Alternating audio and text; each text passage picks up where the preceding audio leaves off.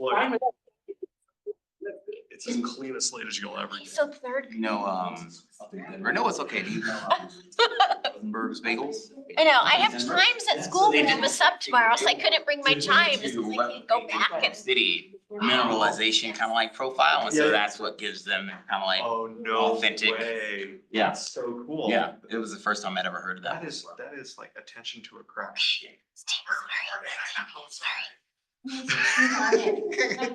It's now 6:31. It's in the record. Making us late. Okay. So I think we need to do attendance. Sure. So, Tom's not here. No, he's not gonna be here today. Okay. One of the Andrews, Andrew Toth is not here either. Then Andrew Hicks. And Kite is present. And no Luciana. I guess not. Okay, and I'm here. So there you go. What else do I need to do? Will you Now read that. will you read out the public comment? Yes.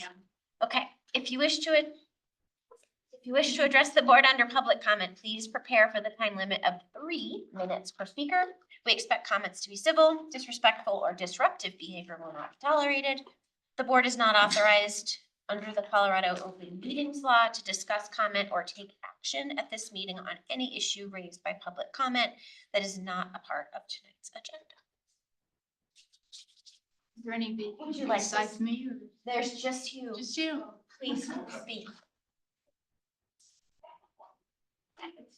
My name is Pam Chapborn. I'm loving to have them here, and I'm going to various boards and commissions. Everybody's new members are seated, and so I wanted to mention a couple things I'd heard, and also.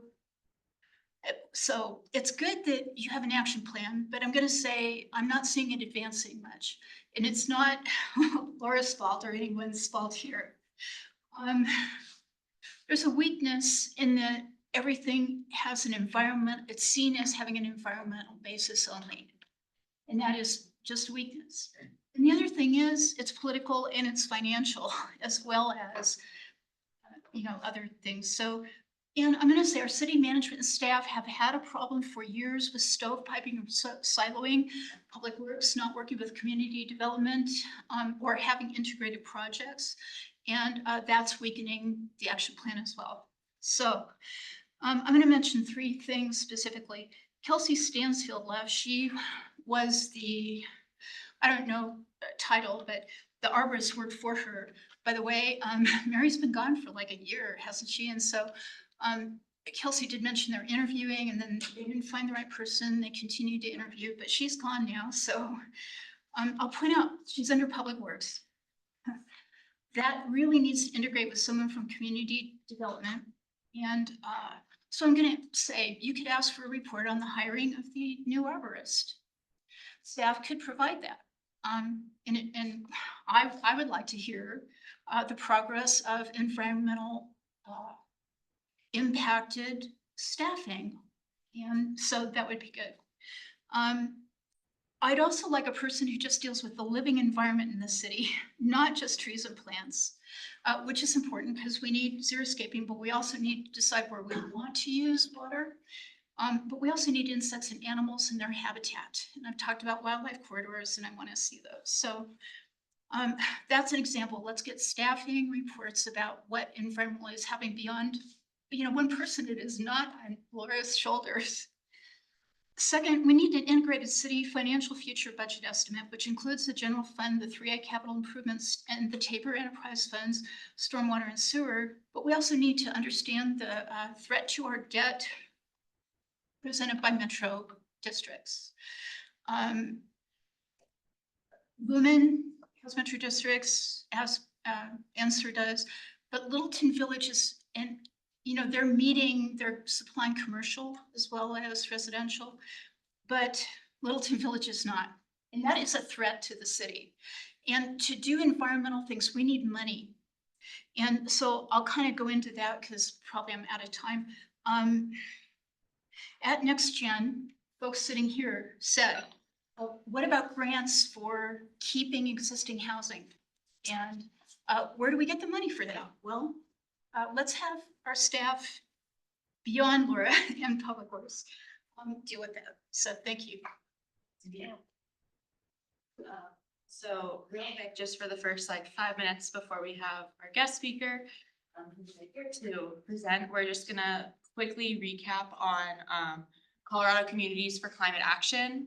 And I had some requests for funding streams, and so I sent that ahead of time to y'all just in case. And I went through and found all of the ways that they're funded that's not through their memberships. So it's through these 3 foundations, and the only one that's a little bit funkier is this one, and it's because it's essentially not fully a traditional nonprofit because the employees like contribute part of their paycheck to it. So then they decide what the direction is, but then it's, I guess, kept in like checks and balances by those like 1,600 employees that contribute. And when I looked at what they were contributing to, it's, yeah, Trust for Public Land, Protect Our Winters, Conservation Colorado, We Cycle, so probably what you would expect for a ski mountain town. And then these other 2, I found both of their IRS information, so pretty legit nonprofit organizations and foundations. So I don't know if there's any other questions or y'all want any other information before maybe moving forward to a recommendation or memo to council on joining Colorado Communities for Climate Action, or if there's anything else I can provide. I feel pretty good about it. That was our main concern, right? Just source of funding. Yeah, to make sure they were I think so. not reported to anybody.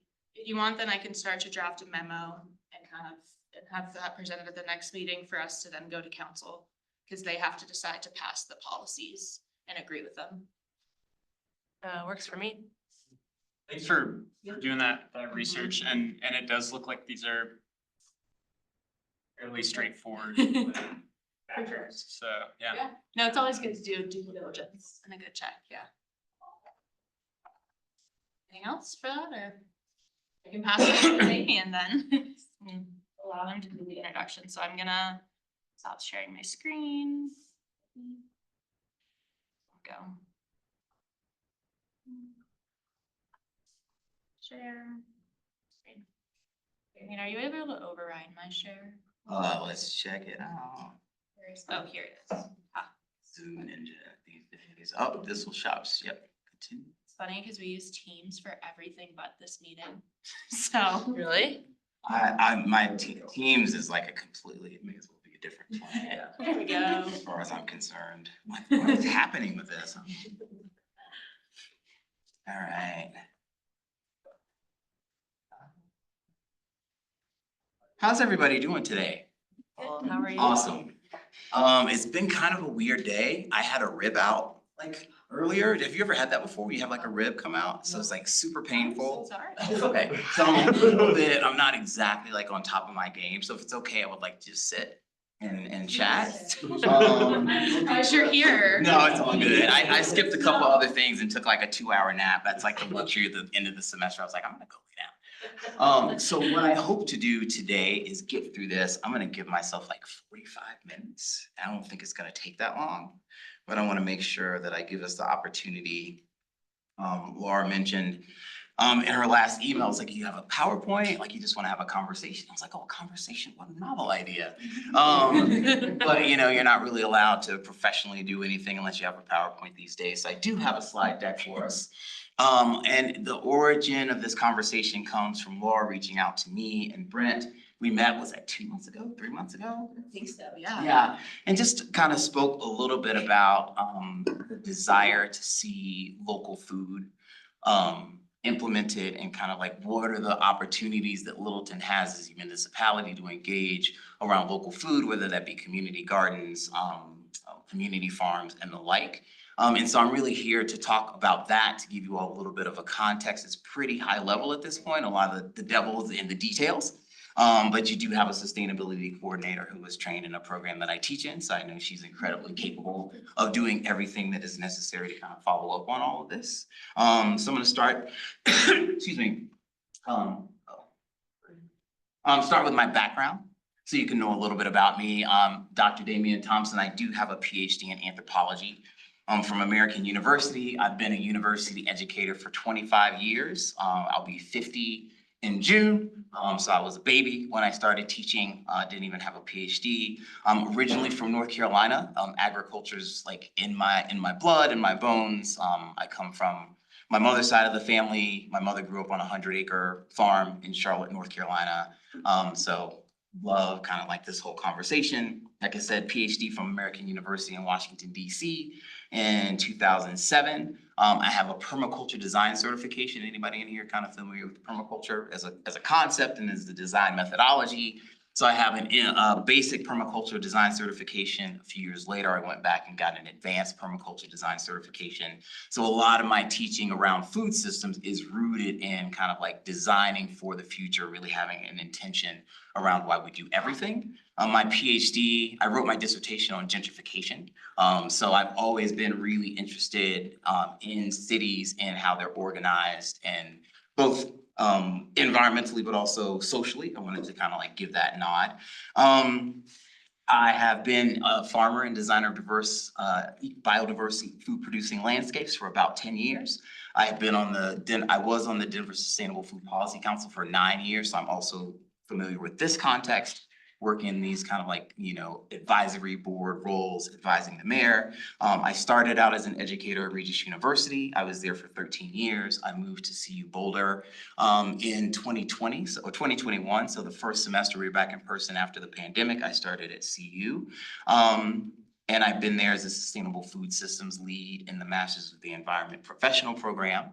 I'm coming up on my 5th year, excuse me. And maybe my claim to fame, is that I also helped to co-found Frontline Farming, which is a food justice and farmer advocacy organization. We have 3 farms, 5 acres, and 3 different sites in Denver and in Jefferson County in Arvada. So we're gonna talk a little bit about Arvada towards the end. So those are some of my kind of like qualifications, if you will.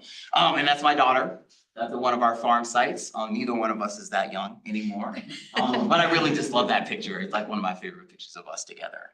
So I like to include that one to humanize us a little bit.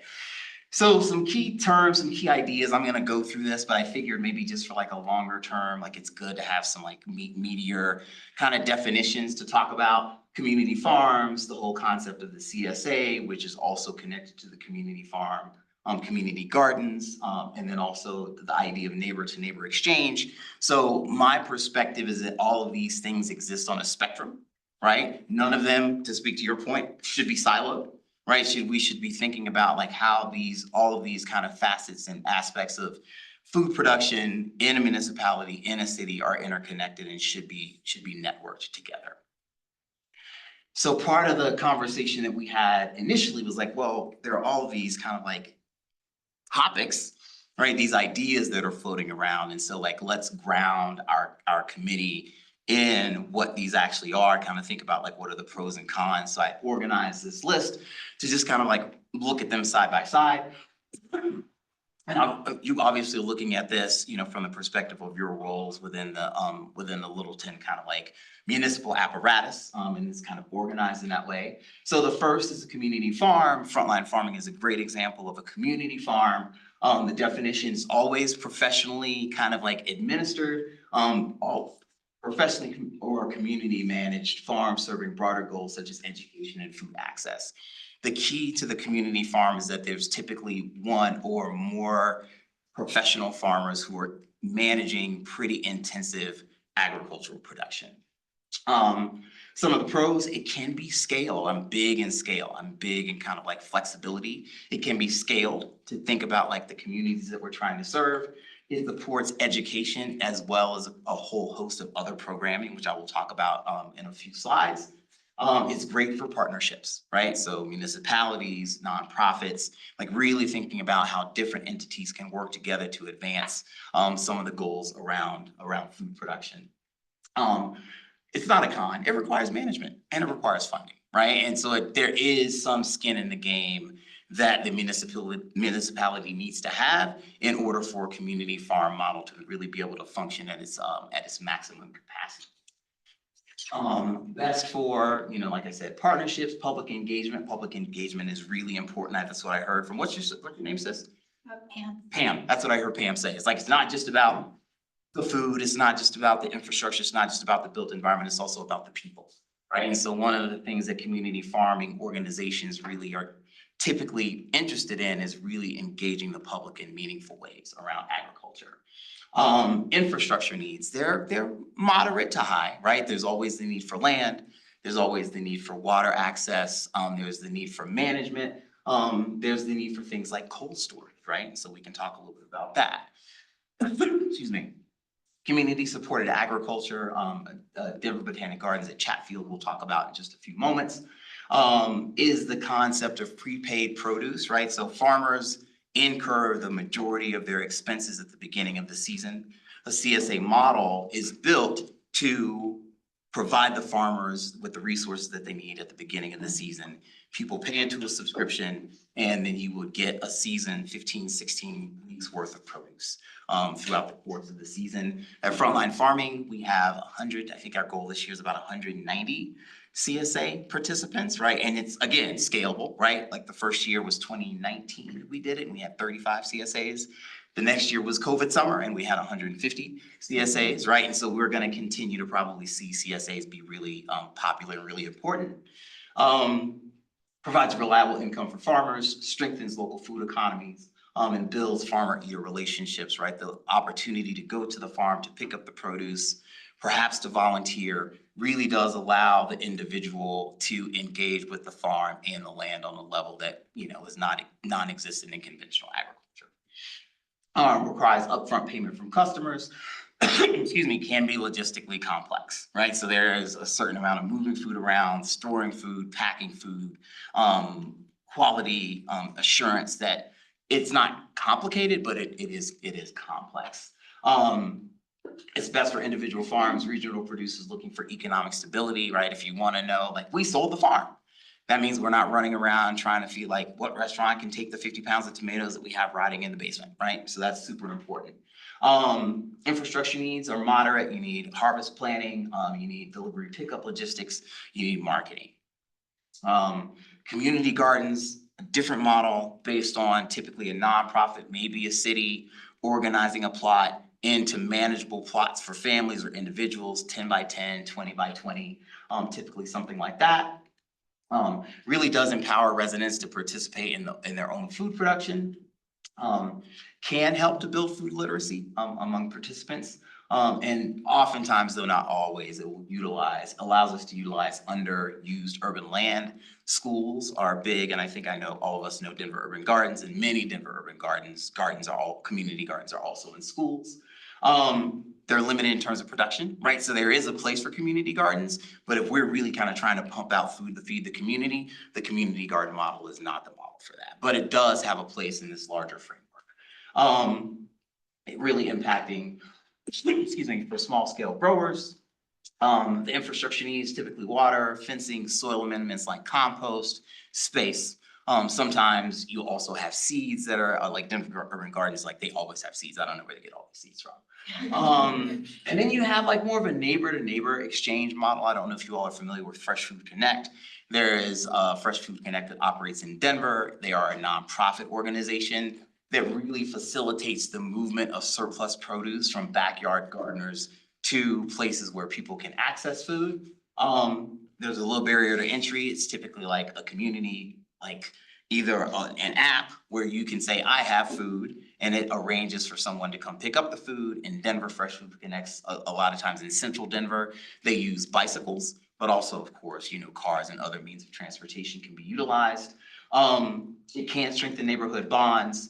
Really does encourage like a level of food sharing and engagement around feeding the community without that compensation that is interesting and also does have a place.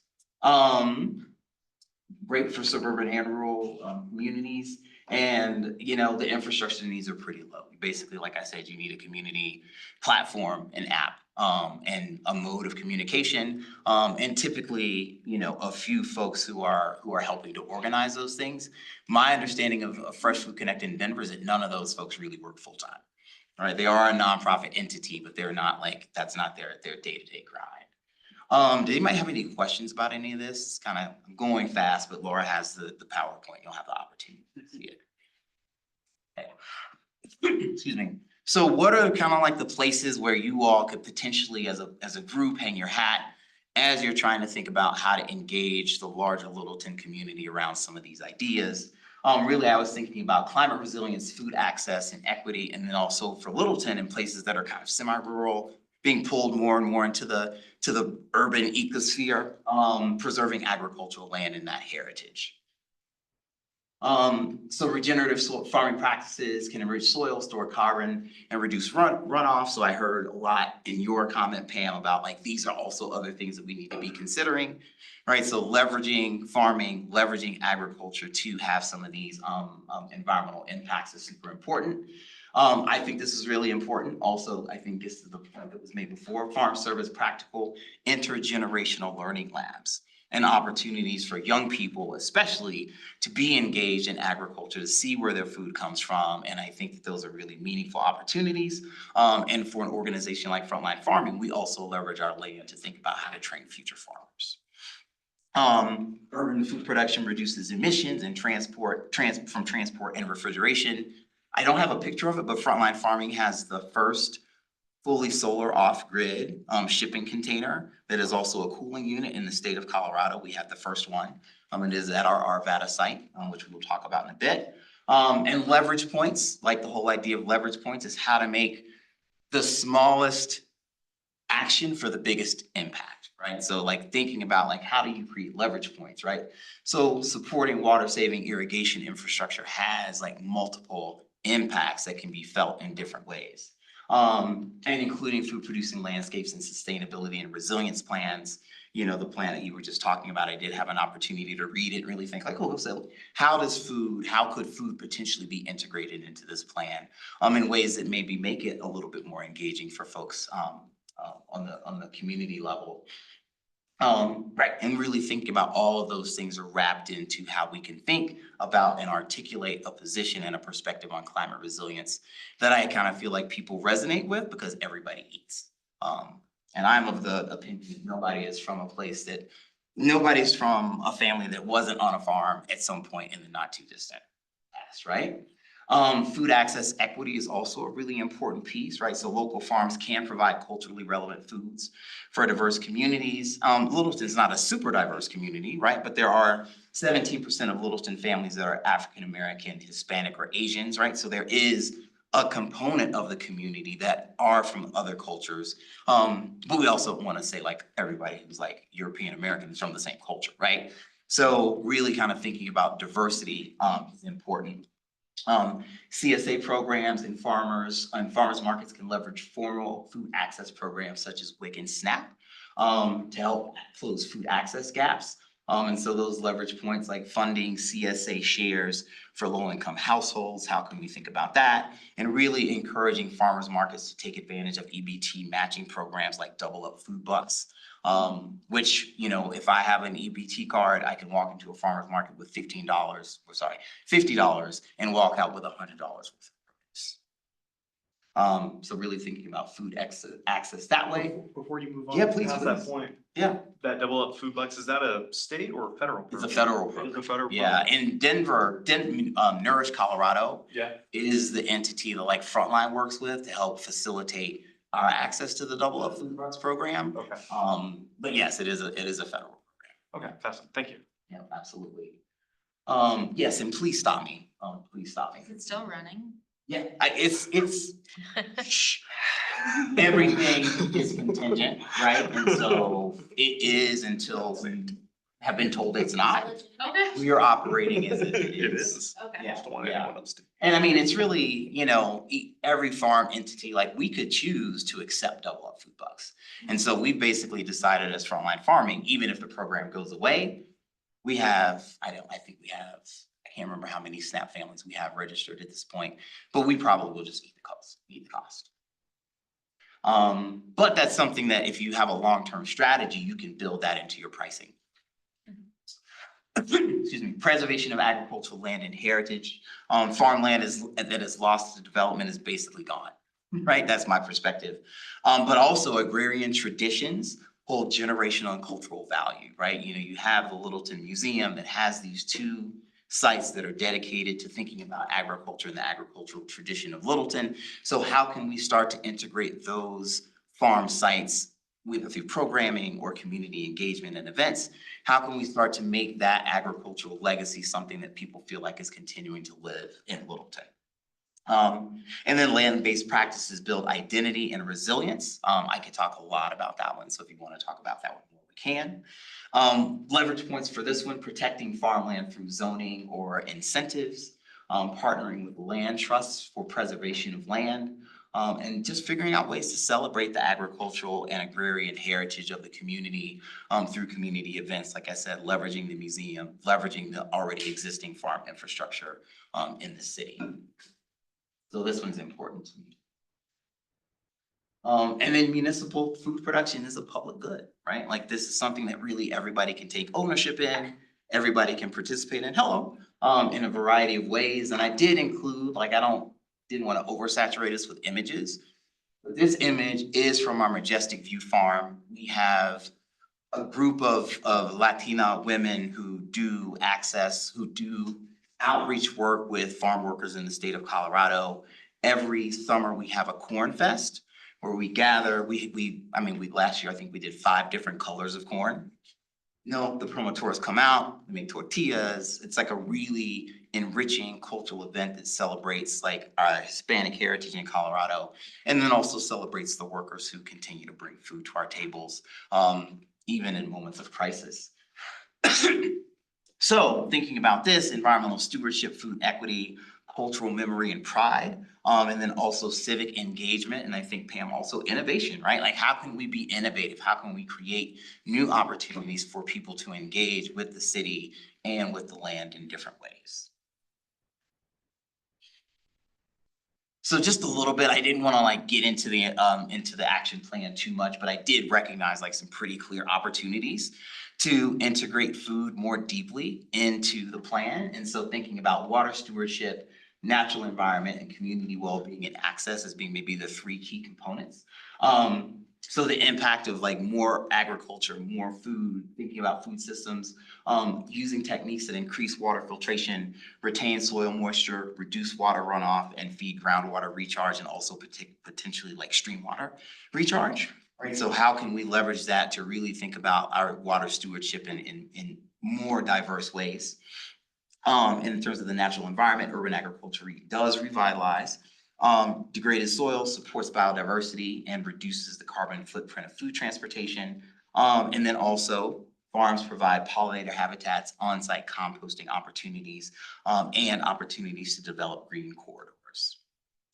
In terms of community well-being and access, local farms offer nutritious, affordable food to residents facing food insecurity, which exists in every community, right? It may be young people, oftentimes it's our elders, oftentimes it's folks that are disabled. So really thinking about food access, not for just quote unquote the poor, but also anyone who could be facing barriers to their access of food. And then creating public spaces that are centered around food production, support education, and community gathering, really opportunities to celebrate.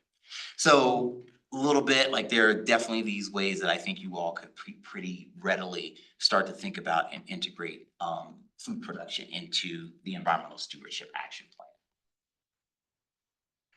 Okay, so one of the reasons why Laura and Brent thought that I should come and have a conversation with you all is to think about like, okay, well, what are these models? We have some parcels of land in Littleton, we have the museum. Is it appropriate to really kind of like invest all of this desire into those spaces? Or should we think, how can we think creatively about partnerships? And how can we think creatively about how Littleton can work across this entire spectrum? So case study is the relationship that Frontline Farming has with the city of Arvada, okay? This image is of a 5,200 square foot hoop house that we built last year for season extension for many different reasons. And just an example of the really cool things that can come out of a relationship and a partnership between a municipality and a community farming organization. So there's a lot. So, right, I just wanted to kind of like provide a little bit of an overview. In 2018, the history of it is that 2018, the city of Arvada put out a request for proposals to farming entities for someone to manage the 2 acres that had been previously farmed or that is continuously farmed at the Majestic View Nature Center.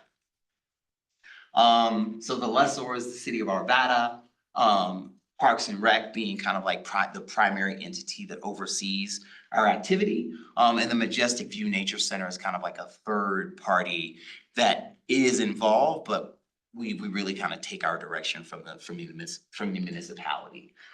Excuse me. Arvada sought a partner with the requisite background, skill, expertise, and insurance to provide the requested professional services, right? So we had to demonstrate that we were professional farmers who could produce food on a large scale over a series of years. Fortunately, we had been doing that for, at this point, probably like 4 or 5 years. So we had a track record, we had an organizational structure that made sense, and so we were able to become that partner. The lease term, and this is really important in terms of farming, no farmer is gonna plant a tree that they're not gonna see fruit on for 5 to 7 years if they're not gonna be on the land, right? So thinking about land tenure is a really important aspect of this conversation. The initial lease that we signed was for 5 years, and then we just signed our second 5-year lease. So obviously, it is a relationship that's been going well. We're pumping out a ton of food. I'll talk about that in a minute, and really doing a great job of distributing it within the context of Arvada. Excuse me. So the goals for the partnership to enhance local food production, transform underutilized land into productive agricultural site that serves the community. Last year, frontline farming grew 22,242 total pounds. Half of that came from Arvada, right? A full 11,280 something pounds came from Majestic View. So that's our workhorse. 2 acres. Yeah. And I think at this point, we're probably growing on about 2 acres. Okay. But we haven't been growing on the full 2 acres for the entire time. They also really wanted community engagement, right? And so you can see we have our CSA that actually is distributed from all 3 of our farm sites, so people can choose where in the city.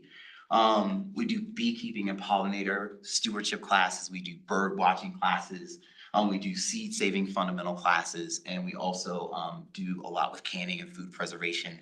We sell flower bouquets, we dry flowers, we make teas, we make jams, we make hot sauce, right? So another part of that municipal support means that the farmer can really think about, like, what can we do? What's possible here on this land? They wanted people who are gonna promote sustainable agricultural practices and support local food systems, which we absolutely do. And then collaboration is a big part of it, like partnerships, both in Arvada, in Denver, and in other places really do provide the framework and the support, both like the rah-rah support, but then also kind of like lower level financial support that frontline farming really values. The city of Arvada's responsibilities are pretty basic, right? To provide land as is, and then to provide access for water. We do not pay for water at the Arvada farm site. Okay. And then frontline farming's responsibilities to manage and operate the property for agricultural production, check. To maintain the property in good condition, check. To hold a weekly CSA share pickup, check. To hold annual slate of classes and events to engage the community, absolutely. And then to work with local organizations such as Community Table, which is previously the Arvada Food Bank, to distribute food in the community in ways that make it more accessible. And so those are kind of like the linchpins of our relationship. And since both sides of the equation are doing what they are kind of like tasked with doing, we've been able to continue. And it's been a really, I think it's been a really great relationship. So this is an image of one of our farm to table dinners. You're all invited, I'll send you. It's our biggest fundraiser, right? Last year we had about 130 folks. This year we're aiming for 200. It takes place at our Celebration Farm, which is on the site of Celebration Community Church, which is like Birch and, what's the cross street? Basically I-25 in Colorado. And so you can see we have entities, we have individuals, we have other nonprofit organizations, we have for-profit organizations that all represent, like the partners, the supporters, the types of community engagement, which makes these relationships really mutually beneficial. Do you guys work with slow food at all? We do work with slow food. Actually, my colleague Fatima Ahmad she will be at a slow food event like next week. Yeah, so we do have relationship with Slow Food, mostly like we participate, we're on panels Okay. when they have their big kind of like gatherings. Yeah. Pros and cons of the partnership, clarity of responsibilities, it's super clear. This is what you're responsible for, this is what the city is responsible for, and as long as everybody takes care of their responsibilities, I think it can be a lasting relationship. Water access is super pro for us, like it's like $7,500 to get an irrigation tap in the city of Denver from Denver Water. An emphasis on community engagement is really important for us. The city gets the environmental stewardship, which naturally aligns with the mission of the Majestic View Nature Center, which I think is about 9 acres in total, including walking paths. Flexibility for modifications. We were told we were to make no modifications to the land at the beginning. Now we have a solar cooler. We have, so if the farmer does what the farmer says they are gonna do, then the city should be flexible in allowing the farm and the farmers to create the infrastructure that is necessary to make it a more beneficial operation for the city. And so our VAD is like, yeah, your guys are growing food. If you say you're gonna do something that's gonna help you grow more food, then we will support you in that. And so they have shown a lot of flexibility in those relationships. The structured RFP and approval process was really important, right? There was an RFP, it was super clear. We put it together. We knew that there was gonna be a process that involved Parks and Rec and other city staff. And so we felt confident that we really understood the nature of the relationship that we were entering into, including that initial process. And then Majestic View Nature Center as an on-site point of contact has been super valuable. They have like a frostless tap that we use in the winter to water our chickens and ducks, for instance, right? Cons, not a lot. I couldn't really think of a lot. Requires management capacity by both the city and also by the farming organization. NIMBYism, not in my backyard. I'm sure you all have heard that before. It happens. Farms are not clean. No, but I don't know if I can put it that way. Farms don't always look pristine, right? And there may be like a rooster that, so there are things that the neighbors and the farm will continue to need to kind of cooperate with and understand that we are like building and growing a relationship. We regularly hold meetings with the neighbors in the Arvada community around the nature center to let them know, hey, this is who we are, this is what we're doing. It's a place that has a lot of like walking traffic and foot traffic, so we always welcome people onto the farm and are always happy to kind of discuss with them what it is that we're doing and why. And so we are able to continue to kind of like say like, oh, yeah, you may not want this, but this is also something that's really important for the broader community. And then time and partnership has allowed us to manage any potential cons that existed at the onset of the relationship. So there have been hiccups. There has been the need to say like, we need to meet about this, right? Because things happen, how we access space versus how the Majestic View Nature Center accesses space. It's just a constant negotiation. But my perspective is that everybody really enters into it in good faith. And so therefore, we've been able to smooth over any kind of like dust ups that may have come up in the last, like 6 or 7 years. And then changes in municipal staff, you just talked about it, right? So, okay, like, now is it Kelsey? Kelsey's gone, right? So who is going to do this work? And so that requires the municipality to always be aware that like, this is a commitment that we have. If we don't have someone in this particular role, then we're gonna need to make sure that that support for the farm can be filled with someone else on the city staff. And then I would say also, I don't know why I think it's in here, really good conversations with the folks who manage water in the city. Right, we always get our water turned on really early in the season. And it's a benefit of like our farm team communicating with the city staff, letting them know what we need, and then them being amenable to making those things happen. Any questions at this point? There's a lot coming at you all. Yes, please. Where does the food go? Get to that, right? I'm gonna get to that in a second. Well, actually, let me just say it. So with frontline farming, we distribute food partly through our CSA, right? We are a nonprofit organization. So we get a majority of our budget through grants. The food is distributed via our CSA. Our CSA, like I said, CSA is gonna have 190 members this year. The goal is for a quarter of those folks to be SNAP and or WIC. Right, so we are making sure that we are leveraging the formalized food support and getting food into those households. Our WIC households also get free delivery of their CSA boxes. And I will brag on us, last year our CSA boxes averaged 9 pounds. Right, and for about $500. So 9 pounds of produce for 16 weeks for $500. Like there is no better deal than that. And so it's really, there's a lot of value in that as well. We also have a program called Healing Foods. So we distribute foods to partner organizations that are already providing services to vulnerable communities, right? Whether those be immigrants, whether those be women and children, whether those be the terminally ill or the elderly. And so we have partnerships where we will deliver the food to those places, because one of the things that we didn't want to do from the very beginning is create another stop for someone who maybe is taking public transportation. Now they got to try to figure out how to get to the farm in order to get access to food that would basically be free. So we distribute, excuse me, again, the goal is about 20 to 25% of our foods. We give a ton of food away. We donate to Community Table, which is the Arvada Food Bank. We distribute not an insignificant amount of our produce across the state in a network of basically the Promotor network.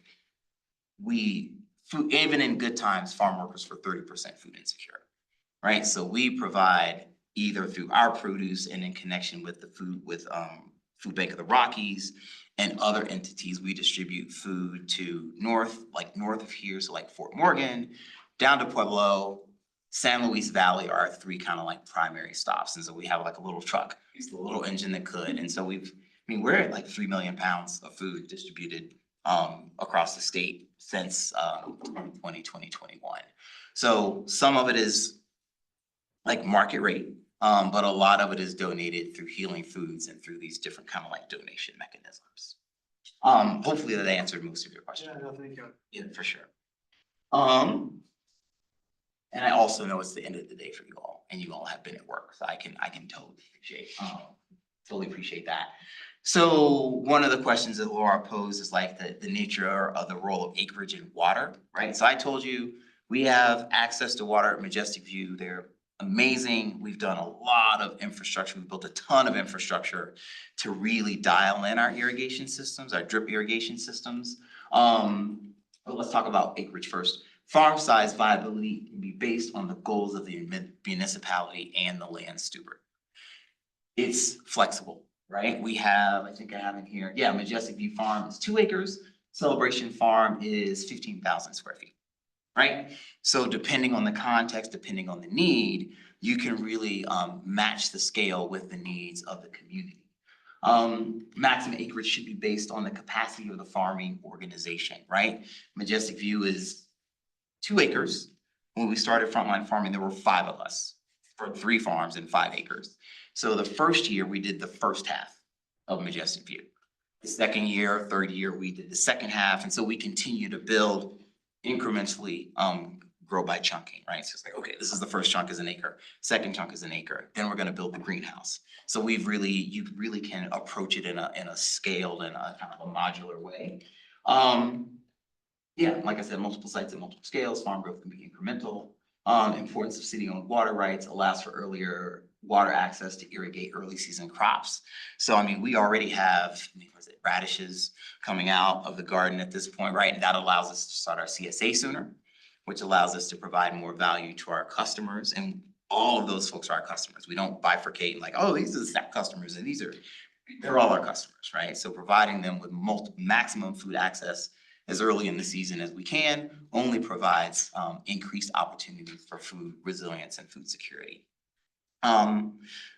Yeah, it's an essential and potentially the most expensive agricultural input, and requires commitment, like I said, commitment and communication between municipal departments and farm managers. So acreage is not as big a deal as people think it is, and water is a huge deal. It is as big a deal as people think, and even more so. Oh, you can't see it super great. So I did a little bit of a mock-up here of like the Littleton food ecosystem. There are probably some elements that are missing, but in permaculture, we talk about elements, right? And so each one of these kind of represents a different element of the food system. I would probably say, just based on some initial research, I think that there are connections here, but they're not really easily identified or like obvious. So you do have farmers markets here. You have 3 farmers markets. 2 food banks. There are actually more food banks, but I really just kind of like the other 3 or 4 food banks are administered through churches. So I didn't wanna, they're private entities, I didn't wanna really get into that. I do have Denver Botanic Gardens here as a CSA model. And then I was able to find at least 2 community gardens. Shepherd has 120 beds and Berry Gardens has 42 plots, and 5 wheelchair accessible plots as well. So in my mind, really the opportunity here is to create more connections between these different elements of the food system. But I did want to provide some image, some infographics so you could kind of see like, oh, okay, we have a lot going on. We have a lot of assets. I'll send out the slides to everyone. Say it again? I'll send out the slides to Yeah, everyone. yeah, I know, don't.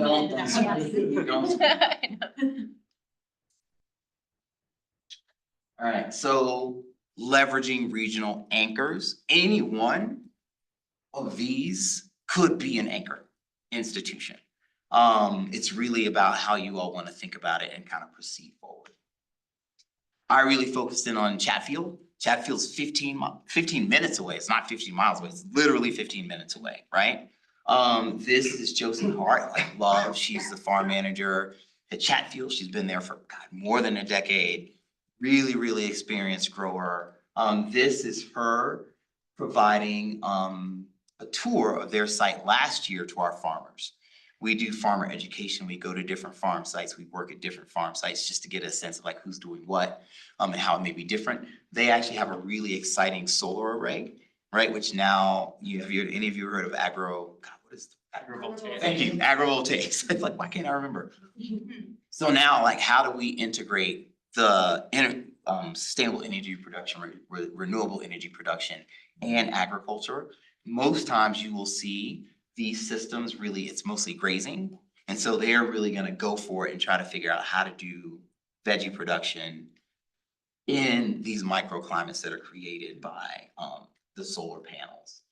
So, excuse me, as an example, Denver Botanic Gardens, Farm at Chatfield, beautiful place. They do agriculture and they do education, community engagement, like I said, and it's only 15 minutes from Littleton. Over the course of time, by building a relationship with the city, there is a significant opportunity to expand community-supported agriculture pickup locations, such as the Littleton Museum or one of the Littleton Farmers Markets, right? So you don't have to grow all the food at the beginning, right? You leverage your regional anchors and help them help you figure out how to get food into the community as the city is trying to figure out what is our long-term plan and strategy for integrating agriculture more into our community and also into our available land. This collaboration could not only support local food systems, but also provide healthy eating and environmental stewardship by connecting DBG Chatfield and Littleton's agricultural history, which I think like to me they're the same. And I just wanted to kind of have like a photo interlude, right? Like this is what Majestic View looks like. And it's like the best place to go work. It's super quiet. You look up, every time you look up, you can see the foothills. And this is what we've been able to create. This is probably about 3/4 of the way up the farm, right? It starts at the road there. And I think those are eggplants. It looks like eggplant. Biodiverse systems, right? You can see we have flowers drying. We have a flower CSA. We dry flowers for dyeing, which is a super cool class for the community. You can see our maize, our corn there. Here, this is a bird feeder gourd, right? So it's like, how can we grow things? How do we leverage this for education, for art, for engagement, right? So there are just so many opportunities that are created by farms. And the picture at the bottom right is one of our annual, one of our flower beds that we use for creating our bouquets. One of the coolest things that I've seen that we did is it's at our sister garden site, which was our first site. I was a part of a music video. And it really hit me, like a local hip hop artist, spoken word artist, a friend of mine. Known him for a long time. He's like, we want to do this at the farm. And it was, I mean, it's on YouTube. It's beautiful, right? The farm is beautiful. The images are beautiful. And at that moment, it hit me. It's like, oh my God, it's like Field of Dreams, right? Build it and it will come. It's not just for food production. It is for people. It is for community.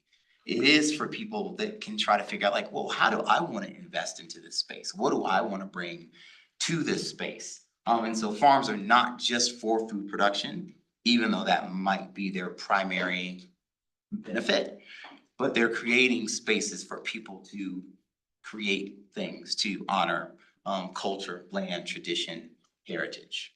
And I think that's really valuable. And then you can also see that we make jams, we make jellies, like I said, we make teas, we dry flowers, we make wreaths for Christmas. And hot sauces, and really proud of all of our value added products. And that's a piece of like the economy of the farm, right? Farmers are always trying to figure out how to make money, especially in a place like Colorado, where the growing season is pretty short, right? So how do we get season extension? How do we build infrastructure? How do we take the grapes and the herbs and turn them into something that we can continue to leverage and provide that benefit to the community, but also that provides the benefit to the farmer or the farming organization. Okay, I'm gonna stop talking. So where can we potentially go from here? Just some thoughts, some initial recommendations, short, medium, long term. Some of this may have already been done. I do recognize in the action plan, like hiring Laura was a big piece of the action plan that's now been done. I'm really analyzing the zoning codes to identify any necessary changes to facilitate urban agriculture. I have colleagues in the Denver DDPHE, I can never remember, Department of Public Health Environment. They've actually done some research in Denver, and there is no agricultural zoning, right? And so what they want to do is like, let's think about zoning. Let's maybe change some of the zoning, right? So that we can facilitate agriculture in ways that are really important and meaningful and build some of these relationships. Obviously reach out to the Chapel Farm Management to inquire about the possibility of expanding their CSA distribution to Littleton. You want to start now, but that would actually be something that will manifest next year. I'm sure they're totally sold out of their CSA at this point. Task the sustainability coordinator with creating focus groups to engage a cross-section of Littleton residents regarding their needs from and desire to engage in a localized food system. So some short-term goals. Medium, review and revise the environmental stewardship action plan to include urban agriculture in all relevant sections. I highlighted water, natural environment, and community. I could have done a lot more, but I was like, I can't go there. But there's a lot of opportunities there, even in just the plan as it currently exists, to place urban agriculture in there. Determine the role of the demonstration farms at Littleton Museum in increasing food access in the community. It's to be determined. There is opportunity there, I think. Create an urban agriculture plan that leverages existing food ecosystem elements to form a network of diverse food producing landscapes, farms, and businesses that build on the unique history of Littleton while focusing on the current and future needs of its residents, right? So building a network of engaged entities. Some of those are going to be anchor entities, and to create a plan moving into the future where we can start to integrate agriculture more and more into the plans of the city. And then longer term, implement the urban agriculture plan to establish a sustainable and integrated food system that meets the community's needs. And then also to create a monitoring and evaluation system and metrics so that we can understand that what we said we were gonna do, we're actually doing. And that's actually a lot of fun to create those metrics and really think about like, how do we measure the things that we say we wanna do here? Yeah, and that's it. And I did it in 45 minutes. So, like I said, out of respect for you all's time, I wanted to keep it brief. I really wanted to have the opportunity to open it up and have you all ask questions. I can talk about this stuff. So, yeah, and if there's a question I don't know, I'm happy to say, I don't know. What questions do you have at this point? I just think this fits in so nicely with, yeah, especially what you were really wanting. Yeah, thank you for coming. Yeah, absolutely. Thank you for sharing your knowledge and experience. We really appreciate it. I have been loud, wanting to do some of these things in Littleton for a long, long time, Mhm. getting all the way back to my time on city council. Mhm. And this is momentum in that direction, so I appreciate it. Yeah. Thank you. Absolutely. And I think one of the keys that comes out of this presentation for me is really just like this whole idea of I'm gonna start getting all crazy here. Is that all these things are interconnected, right? Some of them may be longer term, right? 5, 6 years down the road, but like I know that there are people in Littleton growing food right now. Absolutely. You all already have at least 2 community gardens, right, that I could find, but I'm sure that there are probably more. And you do have a great anchor, say that? Those are city. Those are the city run, yeah. So those are specifically city run, and then you do have a wonderful, like, they're like 10 acres or something, Chatfield, like growing so much food. To leverage that, to really build that relationship. It's like, hey, can we, Littleton Farmers Market, you know, the Littleton Museum, can we create opportunities for people to get access to your produce while the city itself is kind of trying to figure out what this plan looks like in the long run? So I think there's some low hanging fruit to kind of like address immediate need and desire, but also the opportunity for longer term planning. Is Sheffield Farms technically in the city? I don't, Address it this. actually has a Littleton address. But I don't. Yeah. Unincorporated. Yeah. Chatfield's Oh, it's unincorporated. Jeffco. So unincorporated. I do think they have a Littleton address though. Yeah, they do. Yeah. So but you know, I was like 15 minutes. Oh, yeah, yeah. Right there. They're neighbors, I don't. Yeah, Yeah. very close. Yeah, yeah. I'm not gonna annex them. I'm sure they appreciate that. Right. This is very much an aside, but on Friday I went to the National Renewable Energy Laboratory in Golden. And they have agrivoltaics where they are trialing different foods under different types of panels, and it was very cool. Cause I've usually seen it more in the context of grazing, like you mentioned. But seeing it in the context of growing food is really cool. Yeah, it is. I mean, the agrivoltaics jam, there's a lot to it, and I think that Sure. it's definitely a siloed industry. And so, you know, one of my students in food systems works with Jack Solar Garden in Boulder. And they just finished like a 9-month. Liz. Yeah, Liz Boston, they just finished like a 9-month series of meetings, really kind of trying to help all the different actors that are involved in agrivoltaics development understand what are like the barriers and limitations, like what does it take to implement one of these? What does it take to design one of these? How could you possibly get community involved, right? So there's a lot that's involved in agrivoltaics as well. Yeah, please. Just based on your experience in our data, if Littleton wanted to do something similar, how do we get from where we are now? Yeah. So I would say go talk to the folks at Arvada. I mean, I know that in one of our most recent meetings, I know that the Parks and Rec staff who is gonna be supervising that relationship has changed. And so we're gonna need to meet with that individual, but I would say meet with them. I didn't wanna just put their RFP out, but like talk to them about their RFP, talk to them about like why they decided that certain aspects of the RFP were important. And then identifying the land that you think would be suitable. I would say, I mean, I don't wanna say, I'd say like an acre would be great.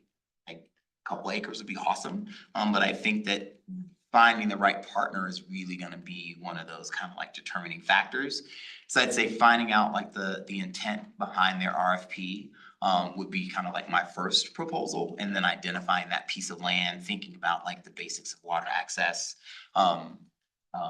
Thinking about which other departments, like you don't have a Department of Parks and Rec, right? Cause I understand that. So So who's gonna help manage this from a city, kind of like the municipal apparatus?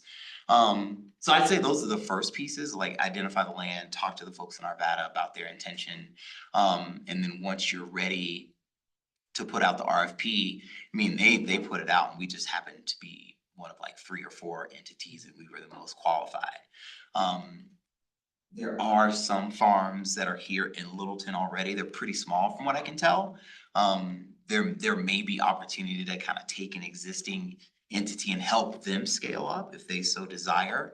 But those would be my initial recommendations, is really to talk to the folks in Arvada, identify the land, think about water access, help think about things like refrigeration.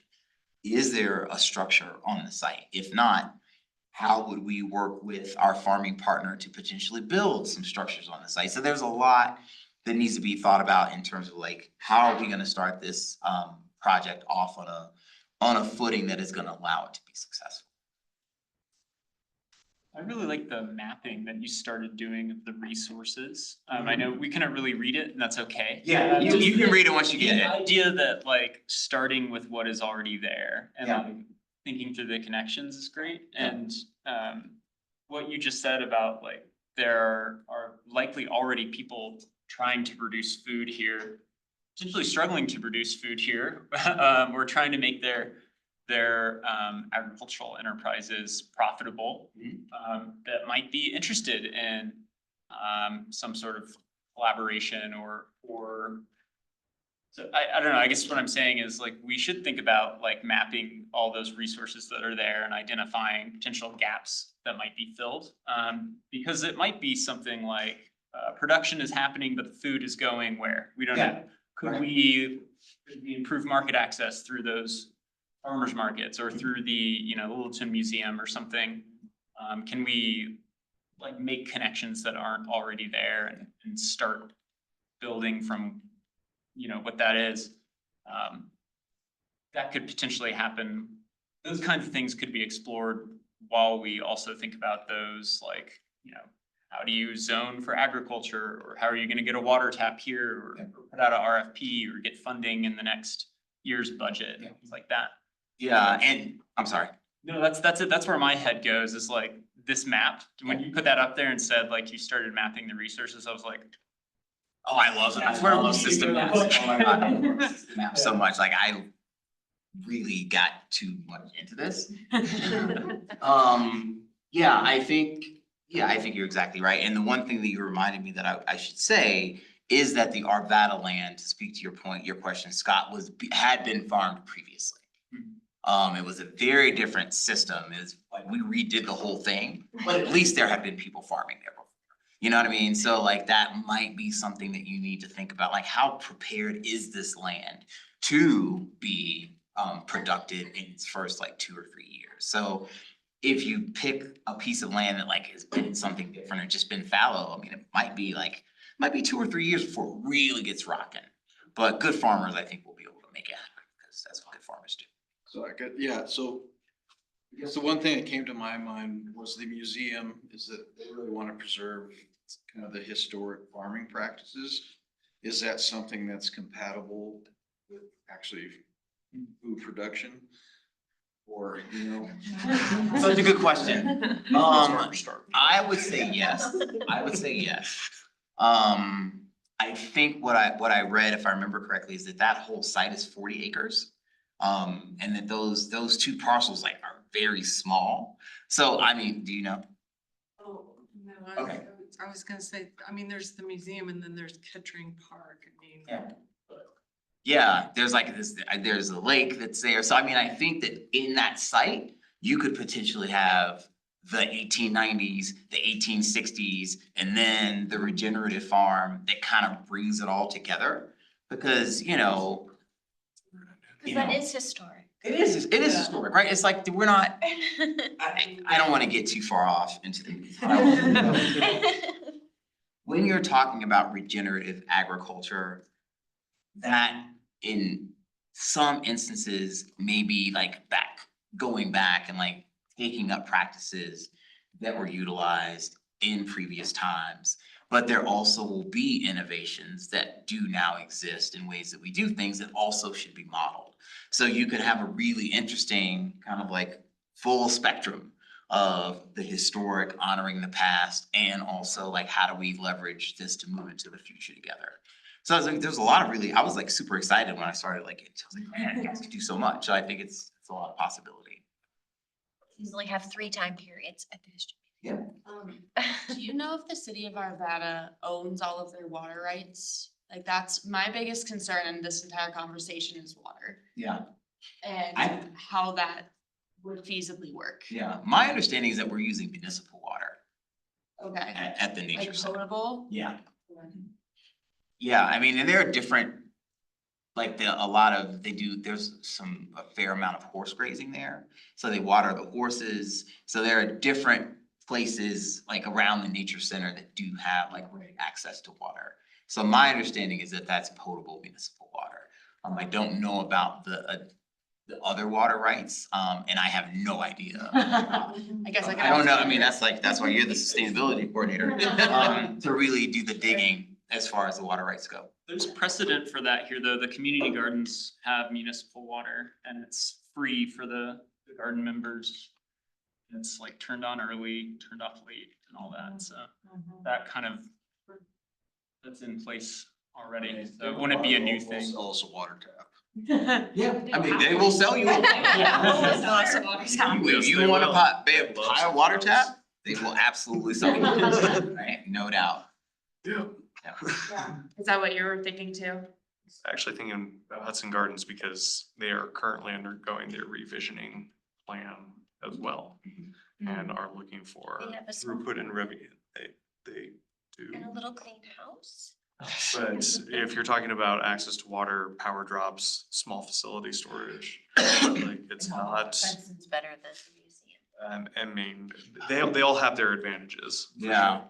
So, and this also gets to Scott's point about who to talk to. The city of Denver's Parks and Rec this spring, or maybe in the winter, they actually did release an RFP for farming on Parks and Rec land. And previously, the barrier to that had been for-profit versus nonprofit. They didn't want to allow a for-profit entity on public land. I think they've started to like loosen some of their hesitance about that. So they recently went through that process. And so they would also be good folks to talk to. I didn't think that their RFP was like awesome because they were asking people to consider farming on Parks and Rec land without identifying the land. And I don't think you can do that. I think you have to say, this is the space that we have. And then farmers can really vision and come up with like a plan for how big it can be, how productive do we think it can be, what other infrastructure needs do we have? So I would say they would be an interesting example, not what to do, because I'm happy they did it, but like their approach was less inclusive of farmers from the beginning, and I think that their RFP was less provided less real opportunity because they didn't include kind of like that perspective in when they were trying to develop the RFP.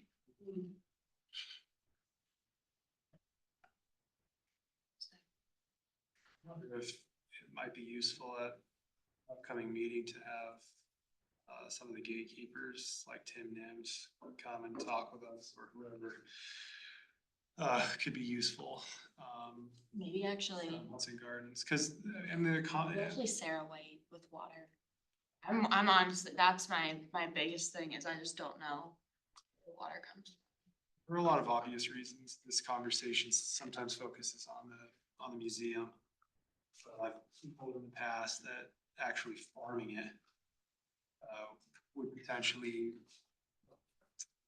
get in the way of its interpretive mission and even its Smithsonian affiliation. And there's also technical issues around water. Because it's on the hill and Kettering is fed by groundwater over the years.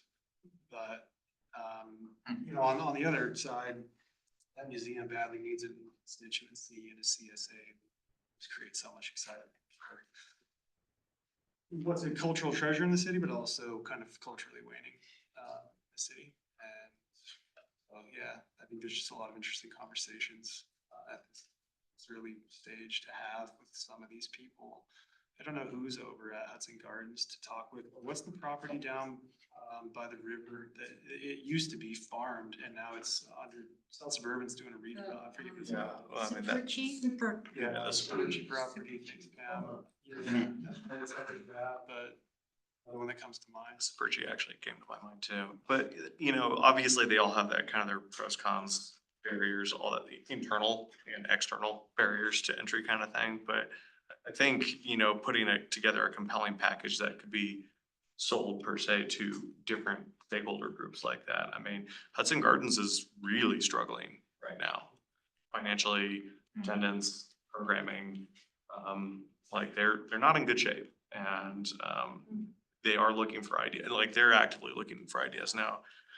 So there's a lot of, I think there's a lot of option out there, and I think, you know, again, this is just my recommendation, and you know, your group is kind of free to do it, to you know, look towards those details, but I would say having a package of what you want it to be. Is it a food production hub? Is it farmers market? Is it like, what are the components that you would envision being part of this, and then to take that consolidated package of ideas and kind of put approximate, you know, usage, resource utilization and everything like that towards it. And to sell it around to these ideas, because I think we could surprise ourselves. I mean, there could be a property owner that we haven't talked to that just has a large land holding on some of these estate sized properties, and they might love it. You know, it's not out of the realm of possibility. So the city as a landowner, just keeping on with the Yeah, brainstorm. absolutely. That parcel that's just north of the Pea Patch Community Garden, right south of Vida, has been talked about as a community orchard in the past and so on, and it's probably about 2 acres out there, which isn't the worst thing, but. There's nothing on it now? But it's not developed. Yeah, but it's not developed space. Yeah. It's just, I can't complain. And see, that one even didn't hit my mind. I think, you know, to complement what do we want in it is like, who are, you know, what dots on the map saying like, that would work, you know, that has no access to water, that has no existing tap, has no, you know, not even a rough road to get to it. So like, I think there's like, you could kind of go through a process of green, yellow, red in terms of applicability of site meeting the qualifications and approach holders. I think you know, in terms of startup and initial funding too, obviously that nothing is without the money, right? And, you know, we do have grant funds for these community centric programs. Now, it would need to be under the auspices of a nonprofit who kind of manages and facilitates these kinds of things. So finding kind of a common, you know, some kind of common ownership model, internal to the city or external, I think would be like a third branch of that managerial operational arm. But, you know, there's funding. Yeah, it's not a ton, but. I wonder about LPS too, is, what do you call them, anchor institutions? Anchor institute. Yeah, they have a Sites, yeah. lot, I mean, they built a lot of these schools back in the 70s and they sprawl and. More will be. Now they're consolidating. More will be consolidating in the future. Yeah. It's inevitable. Yeah, I mean, there is Sprout City Farms that operates an acre on the site of the Denver Green School down south, in South Denver, which could be an interesting model. They've been in the game for a really long time. I think they've been in existence for more than 10 years. I would say, like, as far as like the nonprofit angle, when we applied for, when we completed the RFP for Arvada, we were not yet a nonprofit. We were in process. So we really started Oh, wow, at the same time, and we got, so I mean, we started as a nonprofit, and we were the biggest urban farming nonprofit in Denver. Like from the first day. So there is that for-profit versus nonprofit, and that's kind of a sticking point. Like that's, you know, but there are really benefits to nonprofit farming in terms of like some level of resilience, but there's also like the larger farming community, and there's like, you know, nonprofit farming's not easier, but like it's certainly it provides opportunities at for-profit farming, like there's vulnerability. So I think it's like thinking about that, really kind of like engaging with the farming community to see what they envision as being possible. And then there are examples, I think regional examples that you all can look to. And I wonder, just kind of keeping on with the brainstorm, because it's kind of fun. If part of what we were up to was creating a new farm, just in the sense of, so LPS has this new vocational education setting. They'll make farmers, right? Here's an LPS plot, it's a 2-acre farm. We'll teach these kids if they want to be farmers, this is how you do it. Because it is specialized, you have to know something, make it happen. I think the campus has a fantastic little container farm on their site. You know, there's some impetus there, you know, and could probably garner some support. It's seemingly been very successful. I really like the teacher. So. I saw you guys came in. Did you have anything you wanted to speak to? Who's the next speaker? Oh, okay, right. I don't want to take up more time then. Yeah, I did want to go back. Hudson Gardens does have water rights, or not water rights. They have contracted water from the city ditch. I was gonna say, they've got some set up to support the botanics that they currently do. But you know, there could be a negotiation about that. That's awesome. Yeah. I mean, look, I know that's not everyone's always preferred. Right. Yeah, we don't need to go into it, but They do have water. they do have water. What if it means helping Hudson Gardens? I think there's a real pitch there, Yeah. right? Like, you know, It would be so let sad. us be more of a community together rather than just a facility that's bolted onto us as And I think the partnerships in the conversation, like making sure we're understanding, like, well, who are the relevant partners? Like, how can we build that out? Like you said, you sell a package, but the package should include strategic partnerships that have already been kind of like negotiated on some level, and everybody's in, everybody has buy-in, and I think it'll make it a stronger proposal that's more likely to garner, you know, higher levels of support. And the last thing I'd say, and this is not self-serving, is like the Masters of Environment program. Laura did a capstone, like that. Yeah, they did like. With the city of Arvada. Yeah. In their park department. Oh, awesome. I mean, I think that that's like an opportunity. I mean, this is a group, you all are like, I would imagine all volunteers, like maybe get a little stipend and you all work. So like, how can you increase the capacity? Do you want to bring in people to help do some of this research? Think about water rights, think about stakeholders, do some of those key kind of like stakeholder interviews to bring together potential partners, to think about anchors, to build a system map. That would really help you all like envision this into the future. Like, I would say that like that would be something I would recommend. And you already have an in, you know, and I think you would be probably a really great person for, you know, the students to work with because you are a peer and have been through the same program. So there are opportunities for capacity to be added to what you want to do, because it's gonna take some lifting. And I know that like you don't have a ton of time. I mean, I get it. So I'm just trying to think like what would be actually useful for you all, and who could help me move this forward in a meaningful way. I really like that idea, because I've been sitting here listening and thinking like, yeah, this is something I would love to be involved in. And I'm just thinking like, when would I do that? You know, like, so lots of good ideas moving around. But I also think that we do need to, I mean, not to be a broken record, but I think we do need to go back to like mapping resources, figuring out kind of what are some of the goals, talking to some of these, like the people at the museum, the people at Hudson Gardens, what do they already have planned? Are there any of these ideas like in the Venn diagram? Are we talking about some of the same things they're talking about? Like maybe that's a place to work, but it's like, we have bandwidth in this team. I'm new here, so I don't know how we get anything done. So I don't know what the next step is after the brainstorm, but it's slow. Yeah, but you know, so if there is some opportunity, there's some grad student that needs a capstone project that is interested in public policy around food systems or something, then I mean, I would say like connect us with them and we I'm already talk to them. connected with them. Yeah. I wanted to, do it, but it starts in January, right?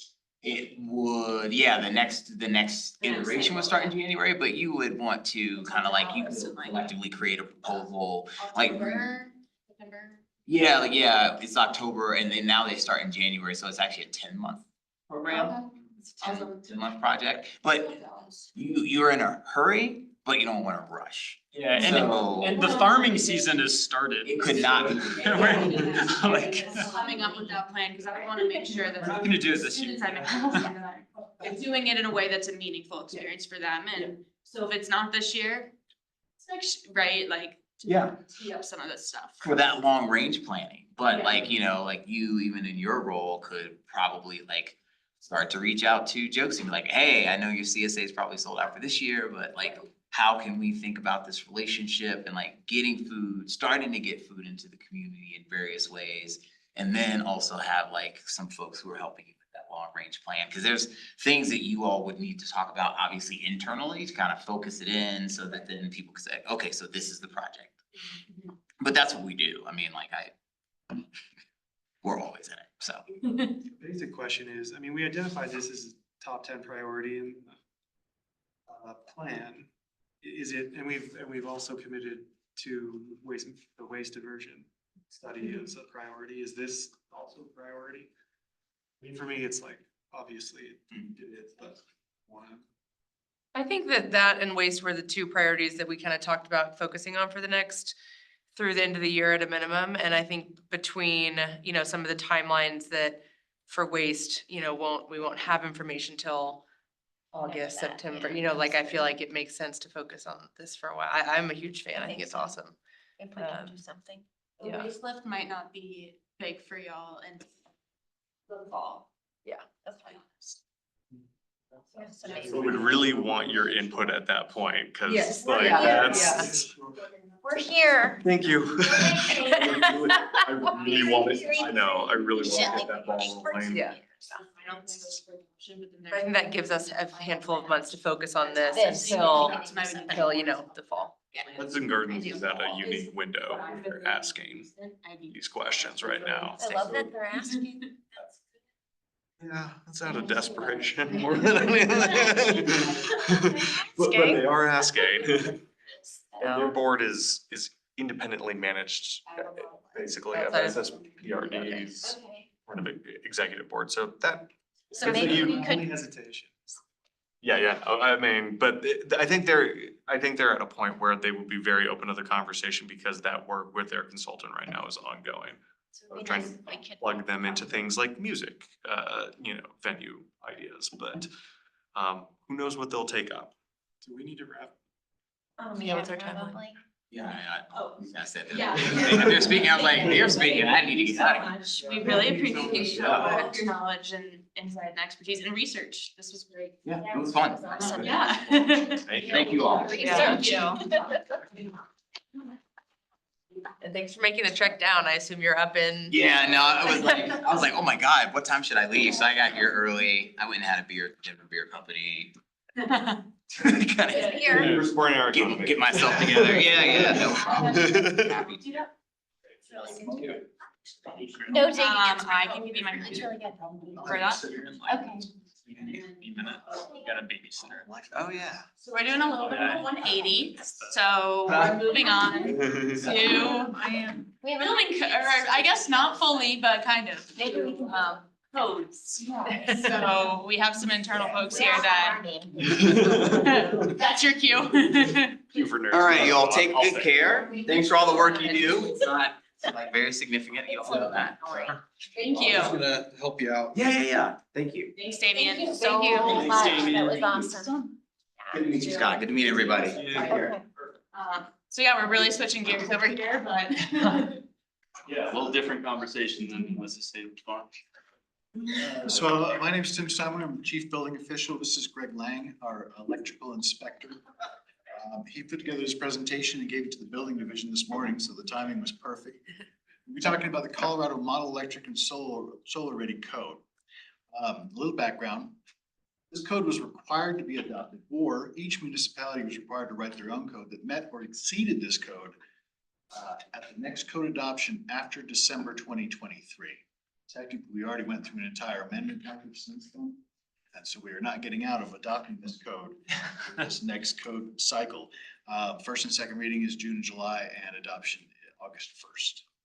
So this is coming and we're not getting out of it. So I'll give it to Greg. He's gonna tell you what's going on, then I can answer any questions you have about it afterwards. All right, so I'm gonna go pretty quick. The code's pretty light. It's 10, 15 pages. There's a lot of stuff about new requirements for new builds, residential, commercial, multifamily, all different types of new builds going on, which we have quite a bit of coming up here in Littleton, as I'm sure you guys are aware. So it's got some definitions, which are also covered in the IRC, IBC. I'm not sure how familiar you guys are all with that, but Assume not, assume not. Yeah. So IRC, the International Residential Code covers all residential buildings. This is basically saying the same thing. The IBC covers basically everything else, commercial buildings, anything above a 2-family house, everything else. And so it goes over what EV capable light spaces are, EV capable spaces, first tenant finish, future electrical equipment, include all future electrical.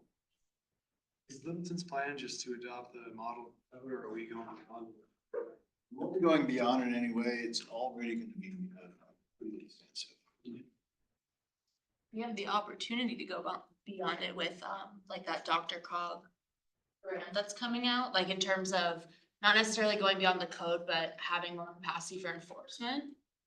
But that's a conversation that we need to sort of craft and figure out. I talked a little bit, that's the committee that you're on, that you oversee, like the work group I'm in, yeah, the whole thing. First and second reading are coming up. The expectation is it'll just pass. Oh, we go. It'll pass.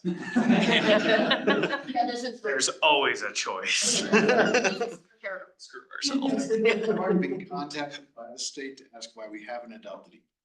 Oh, And you said the requirement was December 2023 was when we were supposed to have done it? It was published, in any code adoption after that, we were required to adopt this or create our own that was more stringent. Got it, okay.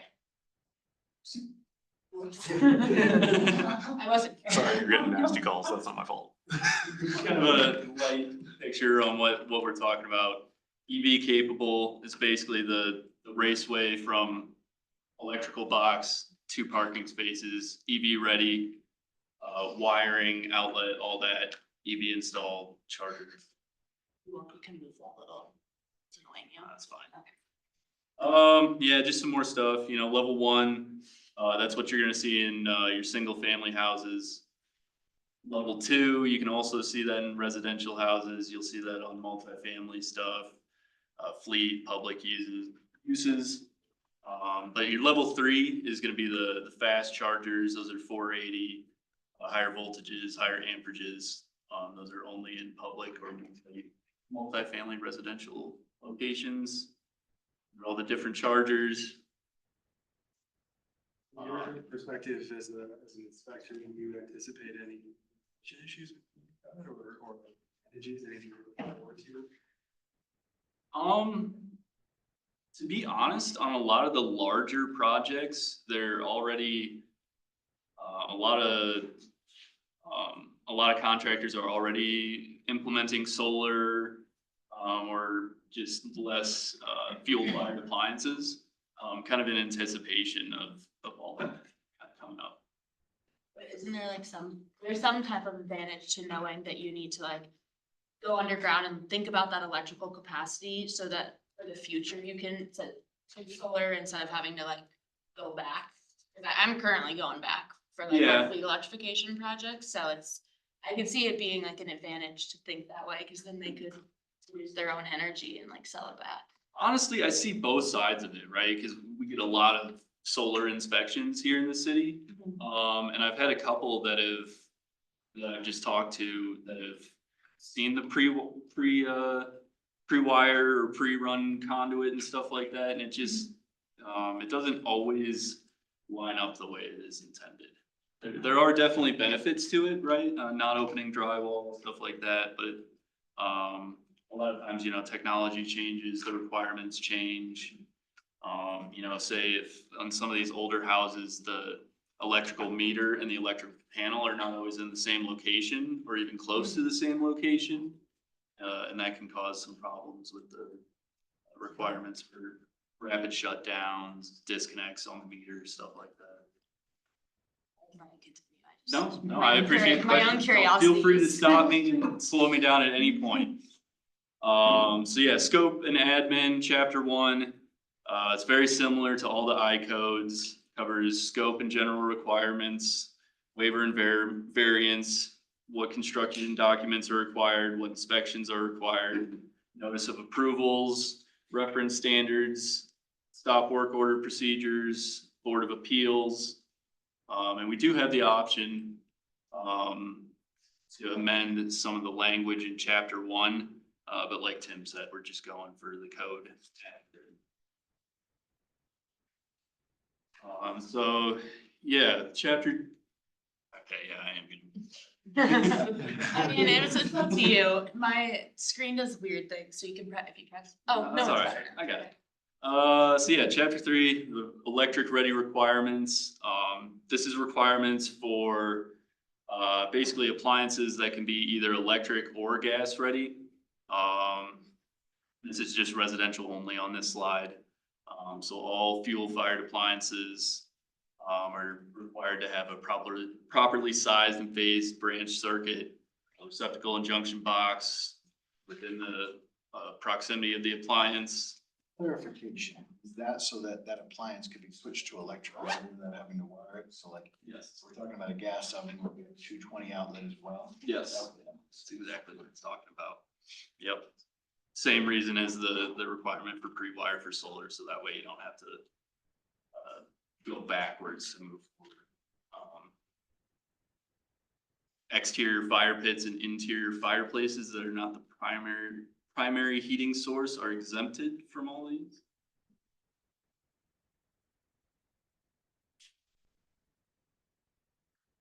I'm upset with you. Click on the middle of the screen. There we go. All right. So chapter 3, large commercial, same as the previous slide, except no branch circuit or other wiring is required, just the junction box. Basically to minimize the risk of installing a receptacle that's not usable. So that way no one's plugging in when they think that there's power there. Requirement for the core and shell on the first tenant finishes. Yeah. Let's talk about that a little bit. So when we build a commercial building, it's a blank white box. We don't have an occupancy, we don't know its capacity, therefore we don't know its requirement for parking spaces, therefore we don't know how many EV spaces. So it is the requirement of the first tenant in a new building to bear the burden of the electric ready requirements. They haven't finished out their space yet, we don't know what it is. So that's what we mean by first tenant finish. None of these requirements are gonna be for remodels or tenant improvements. These are like existing buildings. It's only pertaining to new structures. Then the first tenant that comes into the structure. So it's not on the owner then? It's not on the owner. It can be on the owner, but that's between the owner and the tenant. We gotta figure that out. The tenant needs to know the burden he's taking on up front when he's gonna finish out his space and what it means, and then work that out with him. Then after that, you have to deal with it again. Is the city planning on putting in any, guidance for like local businesses? Like I'm just thinking of a small mom and pop local bookstore that's like, we didn't know that we were getting into this. If there are gonna be, so if you have a brand new commercial building, the pre-apps, right? It's in development for a year, you have all of these conversations with the developer. And then that first tenant's gonna be part of that as well. You know, before that building is finished. But again, every subsequent tenant doesn't have that first one. Does this apply, so once it's enacted, does it apply to new developments that will start building? or they've already been approved. So I'm thinking of Enzer, I'm thinking of Costco. Are they gonna be electric ready, or is it like, I'm sorry, you already approved us in the old? So the pre-op process, the project process, this is actually going to only apply to building permits issued after adoption. So building permits issued after adoption. For example, if Costco permitted after August first, they'd have to put in 240 electric ready or electric capable spaces. And so they made sure. 200 some strategy in that. 240, because they have 800. So we have a chart to show you the ratios. And so, yeah, now. That seems unrealistic. I know, I know. And so we'll talk about, there's an appeals process. Yeah. Process and you'll. Great clarification, Tim, thanks. Yes, it's requirements for the solar ready on residential. Biggest requirement here is the solar ready zone, which is I didn't change it on this, but 600 square foot space oriented between 110 and 270 degrees true north on roofs, or roofs that have low slopes. It can be broken into sub areas, must be free of obstructions and shadings, at least one pathway. A lot of these requirements are also just general requirements for adding solar on there. Does that include like the setback change? Cause I know we talked about like 36 to 18 inches.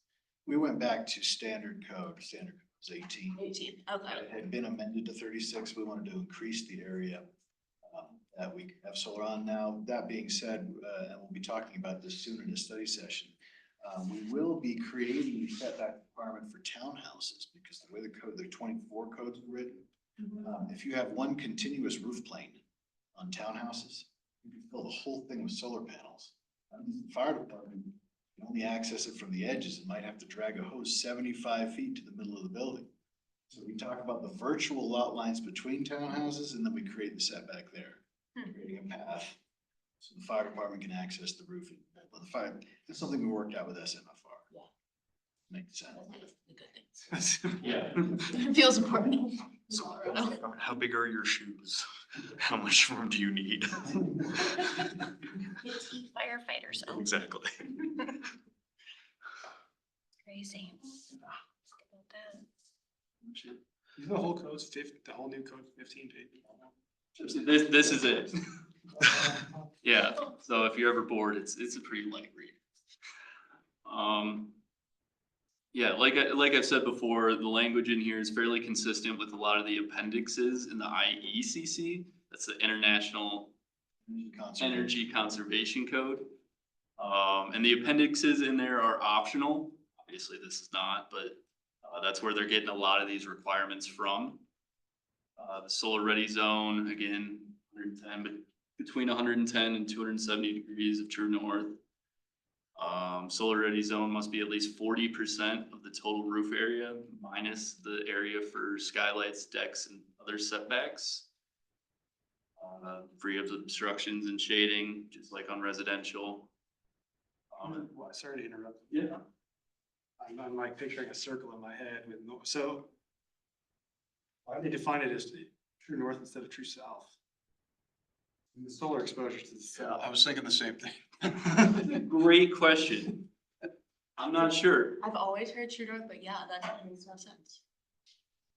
Well, if we talk about 270 degrees from true north, we're almost. That would be facing south. Not all of them are on the southern face. So Okay, yeah. Huh. So it's referencing true north, but saying true Sounds south. added in an awkward way. Yeah. Are y'all looking at the 2024 IECC or is that going along with this or mostly just? Yeah, we are adopting all 24 light codes. Okay, as is or are? There's minor amendments. I don't like a lot of amendments. We're gonna run with it for 6 months and then probably do another amendment package when we really understand the 24 codes. I don't know. Are there any other codes in that package that stewardship board would care about? The IECC, we already have adopted 21 now, so there's some minor changes to that, but nothing earth shattering. Honestly, Is the I think Wetland 24. interface code part of that package? Yeah. Mostly because there, a lot of the IEC. I mean, I don't know. Oh, okay. Ask them. I'll stop looking at you. I don't know anything. Is the wildland urban interface, part of that code It is. package? It is. The state is creating their own wildland urban. Right. Code. I was part of those hearings. And like I said, ICC updates their codes every 3 years. There's people we can talk to about it. There's the appeals process. It is published, it is available online, it is well established. Now, the state's creating their own code, great. It is less restrictive than the IWC. Really? Okay. So we are adopting the Wildland Urban Interface Code as is with its appendixes. They have their own map, which matches the state map, which they're using. Because it's a robust code and it's already been out for years. And so we've chosen to go that route in the package versus letting the state fumble their way through. Or opportunities, other environmental touch points. I mean, it's not a huge deal for us, except for in Trailmark, but. Trailmark and Santa Fe and Mineral, except Yes. Trailmark's built out, Santa Fe and Mineral's already permitted, so we don't actually have any open land that it will apply to. Okay. People are doing additions, or we, tear down and rebuild something. Won't apply to much. Decks and stuff like that. It's Decks, probably gonna be the fences, biggest. fire resistance, additions, 2 areas.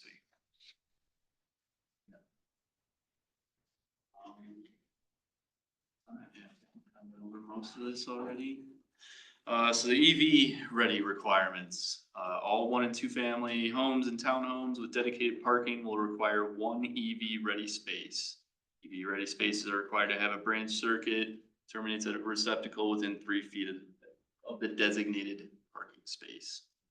The garage counts dedicated parking. Yes. Now, to be fair, that's EV ready. Full charger or just wire? It does say EV ready. Yeah, so just the wiring. Just wire. Yeah. I believe, I'm the expert in it, but from what I've heard, I think that just means that like the electrical capacity is like ready, but you haven't like put up the. You haven't put the charge charger height in. into the charger. EV ready requirements for commercial, EV, any space type is allowed to be suitable for a lesser space type, meaning, an EV ready space can substitute for an EV capable space. You can't go the other way around, right? The DC fast charger level 3 may substitute for up to 10 spaces of any type, so long as at least 20% spaces are an EV space type. Where's that number come from? Because it sounds pretty awkward if it was gonna be applied to the Costco. Sort of gets where we got the Right. 40 Yeah, spaces. man, that's wild. That's so many. It's a lot on the larger projects, for sure. Costco has chosen to put in chargers, just not new. How many have they chosen? They're still in the application process right now. I think they're putting in 8 or 10 fast chargers at the gas islands. Oh, that's nice. That's nice. And they're doing the fast chargers. Right. Yeah. Cruise for sure. Because that's They so much. gotta move people. In and out. Well, and if it's kind of separate where they're like gas station. And this is kind of that table that we were talking about earlier with all the, percentage of requirements for the larger commercial projects. You can see on some of the multifamily, it's up to 15% of the spaces. 30% of the spaces if you're just going capable. So the more capable the space is, the less you have to have. If you're just gonna put in conduit, 30% of your space. If you're putting in fast chargers, You don't need as many. much less. This is meant to be super aspirational, right? Because what's the current sort of percentage of electric vehicles on the road? It's not 20. It is aspirational. Colorado's starting to surpass. Now, again, when we talk Maybe about. not Teslas, but Let's talk Costco, 240 spaces. How many chargers, how much conduit, how much electrical capacity, transformers. This is a huge expense. I assume on your next slide is the waiver. Family waivers. Waivers. So the most important one here is, they can apply, for a waiver that says if they spend 1% of their MEP costs, mechanical, electrical, and plumbing costs for the structure on EV spaces, they met their requirement, whether they met the number of spaces or not. So that's, when you talk about Costco, we have a $16 million building, probably 4 of that is MEPs, right? 1% of that $4 million, $400,000, right? 10%. So $40,000 on EV spaces, and they met their. Is the code ahead of the grid capacity? The code is always ahead of. Yes. It's aspirational. Yeah, it's. Especially for those level 3s. I love that Sell it's better. looking to the future, but it is definitely, Stuff. By the way, almost 30% of new vehicle sales in Colorado were EVs, and it's estimated well under 10% are actual share of vehicles on the road in Colorado are EVs. Correct. True EVs, like plug-in EVs, not the hybrid. Yeah. That's a good stat. Oh, no, excuse me, I misspoke. 26% of new sales does include both fully electric and plug-in hybrids. that's still plugging. Yeah, really the only other waiver in there is for natural disasters. And the natural disaster has to be declared by the local jurisdiction. So if I'm not mistaken, if there's a natural disaster, a building is lost, when that building is rebuilt, they're gonna have to comply with. Potentially, they could apply for a waiver. Yeah. It's not automatically waived, but. Is that like the insurance industry, like hotel costs, we got the tank? They're trying. Which is interesting because I was just reading about how the fires up in The Marshall. Marshall Fires, Excel was actually giving additional basically grants for residences to build like passive house standard homes, electric ready homes, on top of like what insurance was gonna basically reimburse them for. So it's interesting that there's an You were charging for power, wouldn't you? Well, yes, I mean, obviously that is definitely a component, but also kind of the passive house standard goes beyond just electric ready, and it's kind of like the efficiency side of it, I think is I found more interesting. It is interesting. We do know some of that if you have questions. It's like water utilities giving out conservation grants. Stop using our stuff. Yeah. That's an interesting question. Is there a parallel code for efficiency standards? You can gear up all the like electrical you want. It's like going out the roof. Yeah, so that would be the IECC that has your standards for insulation, air leakage. Is that what you're talking about? Kind of goes a step or two beyond. So when we talk about a passive house, it is a house that does not have dedicated heat generation equipment.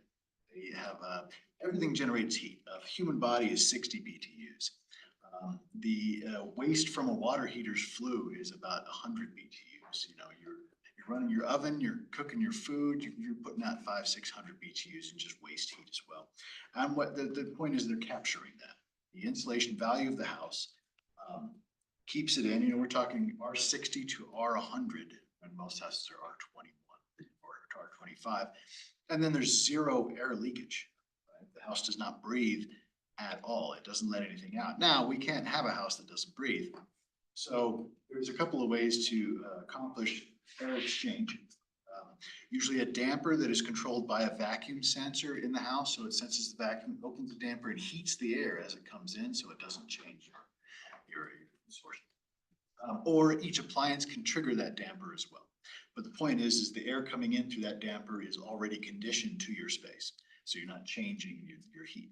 The problem with passive houses, it's great in many environments. In this climate zone, it could be a problem. You burn your toast, you open a window, it takes 7 hours to warm your house back up.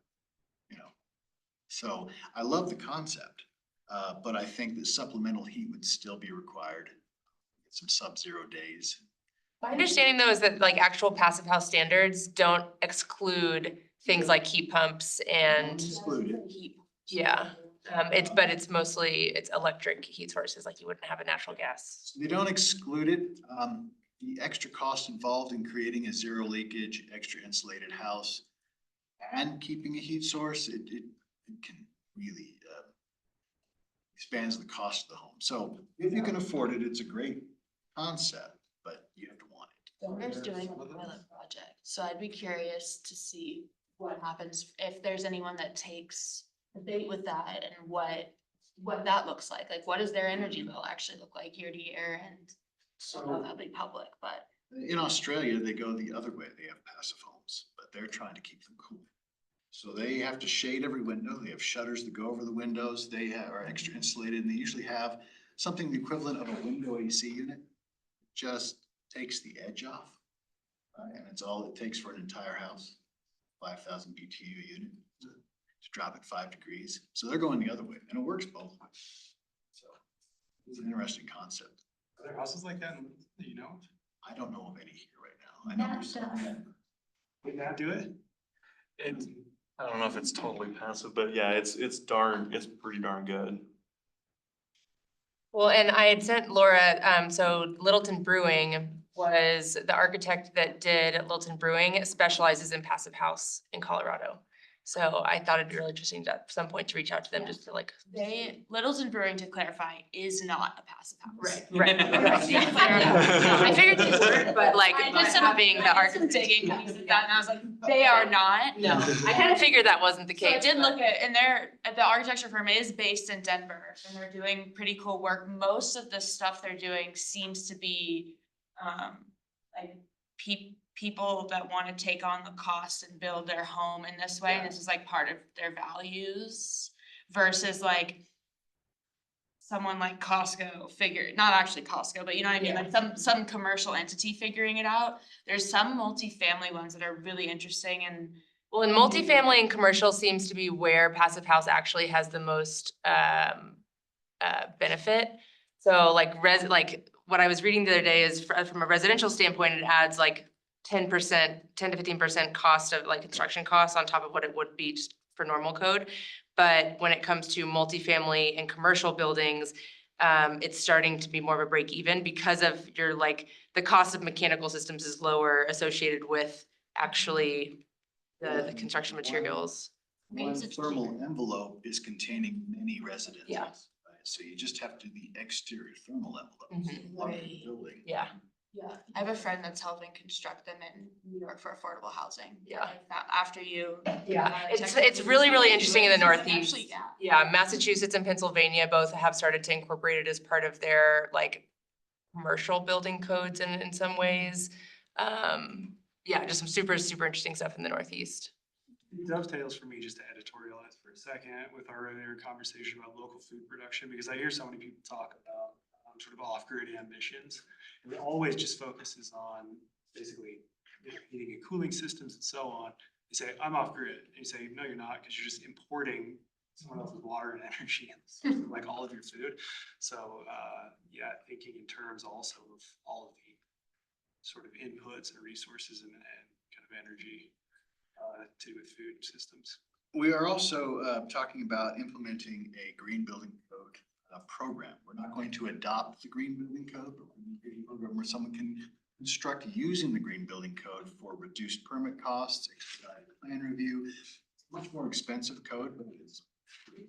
I think Passive House would tie into that. That'd be great. And I was actually gonna ask on that question too, because in adopting this new code package, I know, was it Aurora that has that geothermal development that's coming in online? And the projections on Aurora it. does?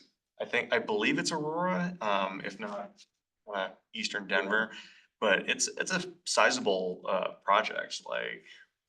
I feel like it has to be sizable to make Gerald. Geothermal's been an option for a long time. Yeah. The Douglas County Library on Wilcox and Castle Rock, I was the inspector for that. They sitting on 90-foot deep piers, and they pump glycol through the grout columns.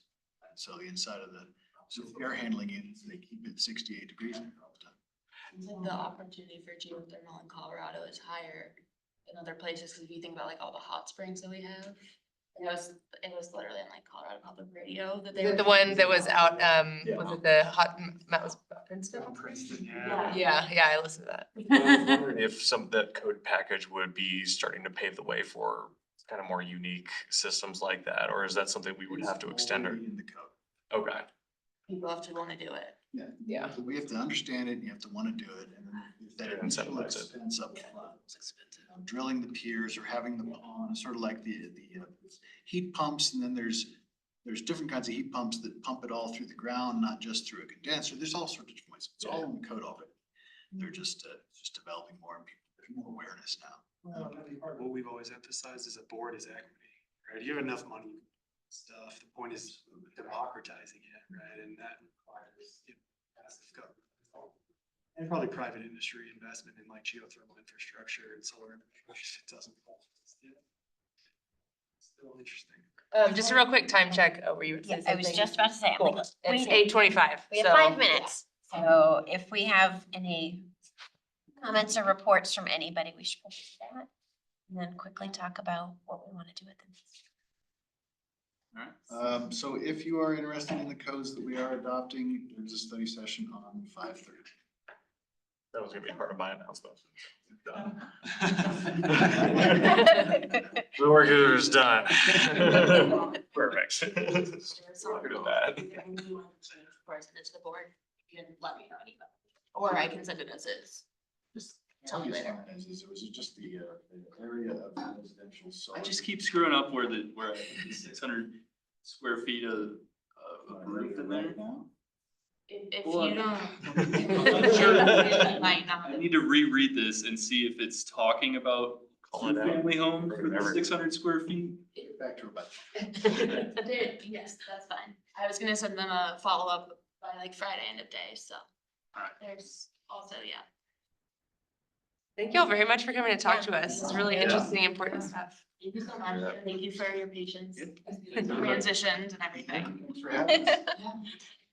Just real quick, too, in other environmental news, the stormwater management project on the culvert and trail replacement going under Broadway is imminent. It's and imminent, It's imminent, but in terms of rad environmental things going on, and also so our city doesn't flood, go check it out. Also, lanes will be closed and there's a traffic plan coming, so just be prepared on your commute too.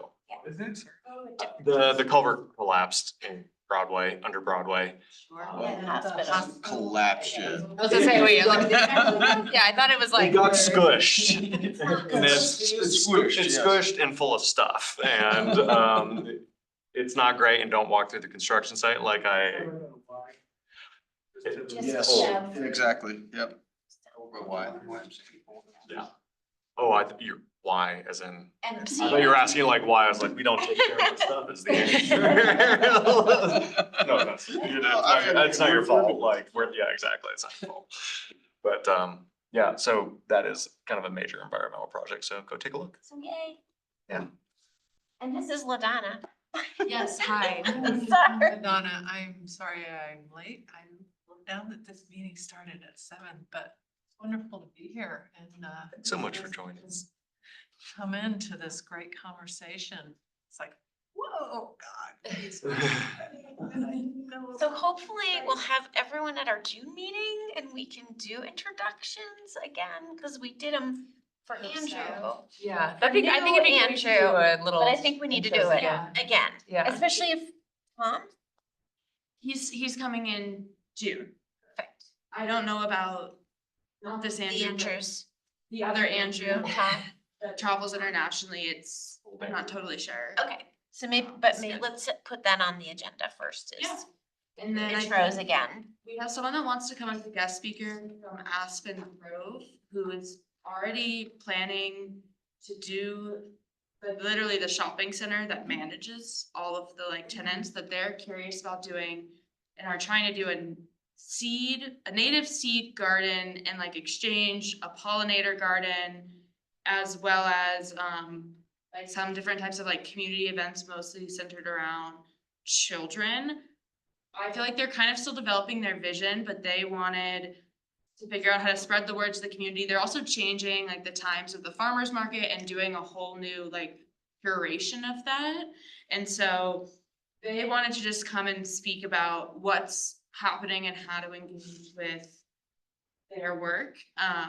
And so I could make it so it's the second half of the meeting, so we could do the first half for introductions and like, maybe even a recap on all of the information we heard today, right? But it could be an interesting way to start engaging, as Damien was saying, like some of the existing systems in the community as like a first step, right? Like who's doing this work?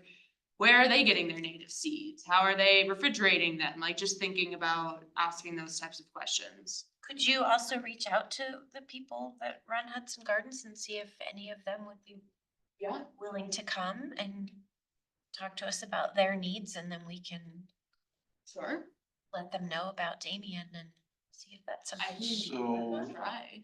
we need to wait for the new executive director before we start those kind of conversations.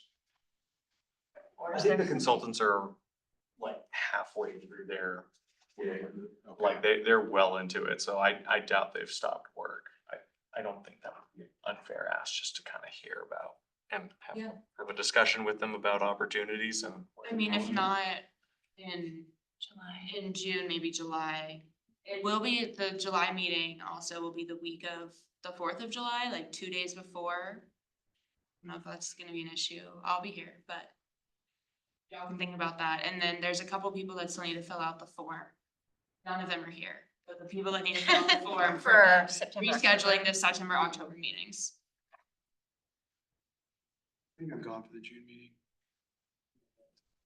Okay. It'll be recorded. You can watch it. I have a question, just for the benefit of the new members. I know there's a plan, that exists.